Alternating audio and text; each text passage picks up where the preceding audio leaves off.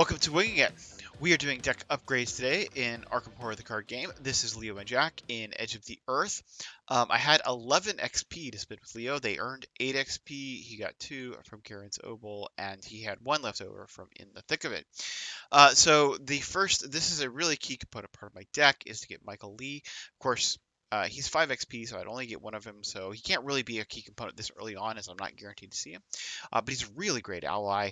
I love him in Amanda, but I also enjoy him in any Guardian who's playing to flex into investigating. So like Leo Roland could definitely do it. He is a 4 cost 5 XP ally, but of course Leo can get a discount on him, which is nice. He gives you a passive boost of your intellect and your combat. And after you successfully investigate, you place 1 resource from the token pool on Michael Lee as evidence to a maximum of 3 evidence. And then free trigger, when you initiate attack, exhaust Michael Lee and spend evidence, you deal +1 damage for this attack. So a really cool way of getting, being able to do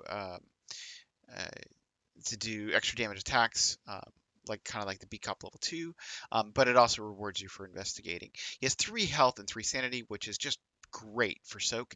And also his icons. He has a wild icon, an intellect icon, and a combat icon. So in conjunction with well prepared, you could actually boost your investigates up by 2, or your fighting up by 2. So he could be investigating at a 6 without using the flashlight, using well prepared.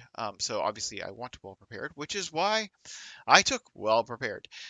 So you exhaust it, choose an asset you control, you get plus X skill value for this test, where X is the number of matching skill icons on the chosen asset. And that would boost, with Michael Lee, you could boost your combat by 2 or your intellect by 2. So really solid. And yeah, good. Good benefits. Also, your Mitch Brown can give you +2 to any stuff. So having Mitch Brown out will allow us to pass willpower tests. Obviously, really nice.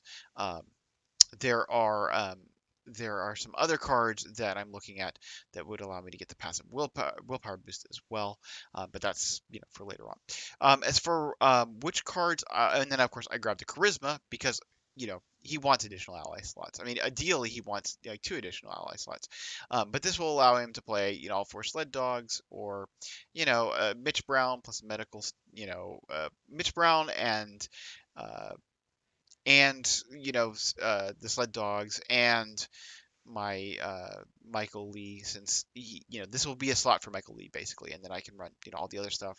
I can either run 2 sled dogs, or I could run a beat cop, or a help medical student, or Mitch Brown and his stuff. So eventually I want to pick up another charisma. And then as far as what I took out a beat cop because Michael Lee is giving me that combat boost that I want from beat cop. I took out a daring because basically well prepared is functioning as how to boost my combat. So rather than have a skill boost, I'm just gonna have well prepared there to do the same kind of function. Obviously, you have to get the asset in play, but then it's reusable over and over and over again. So that's what I'm doing with that. I am banking 1 XP. The next scenario has max 1 XP. Of course, we'll get some XP with the Karen's Oboe regardless. I could have gotten 2 charismas, but I really did want to get the well prepared online. Although I really want to rush Michael Lee, but I probably won't get him until we get out of the first set of scenarios, out of the first scenario, divided up into 3 parts. So anyway, that's my upgrades with Leo. Let's take a look at Jack.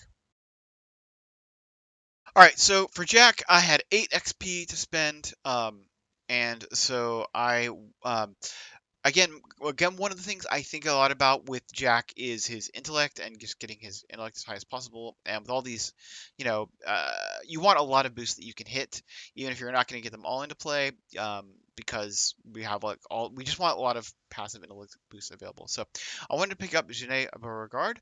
She costs 5, but he can afford it.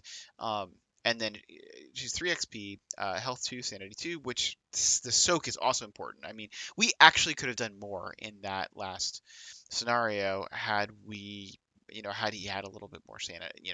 But he's 1 sanity remaining. Riding that line is real tough. She boosts intellect and agility, which is 2 stats he cares about. And then she has this really cool ability during your turn after you move to a location, exhaust her, move a clue or a non-elite enemy from a connecting location to your location or vice versa. So often you can get victory points by just going next to it and moving the clue off. She's really, really cool. So I do want to be able to run her and Milan at the same time. So I picked up a Charisma. So eventually, if we're drawing through our deck fast enough, we can get both of them out, and then he'll be investigating, pretty high up. I mean, with both of them, it'd be a 6, but then, magnifying glass, 7, the death, make it to 8. That's pretty good. So as for other cards, I added the Eon chart. Which is going to, it's just for 1 XP. It just gets 3 secrets during your turn. Exhaust it, spend 1 secret, choose to take one of the following actions: move, fade, or investigate. Yeah, it's nice. It'll be better when we upgrade it to the higher level version, but also we'll get ways to put secrets on it to just keep it going. It is in competition with Lucky Cigarette Case, but I mean it's got 3 uses. So I mean if I get Lucky Cigarette Case first, I can draw it to find it. I can use it. If I keep getting through loop my deck, I can put Lucky Cigarette Case back. But I will be getting a Relic Hunter to be able to run both because I really like Lucky Cigarette Case. He should be able to smash test eventually. As for cards I took out, I took out Gregory Gray, obviously, to replace with Genet. I took out Watch This because really the only test it's applicable for is the agility test, and I think he's probably fine with you know, uh, he's fine on resources. So, yeah, I mean, I love it. It's a cool card, but just not really for this deck. So we're going to be, getting rid of some of the chaff that I kind of threw in this deck just to fill out deck slots, and this is one of them. So, all right. That is these 2 decks. Let's go play the second part of Edge of the Earth.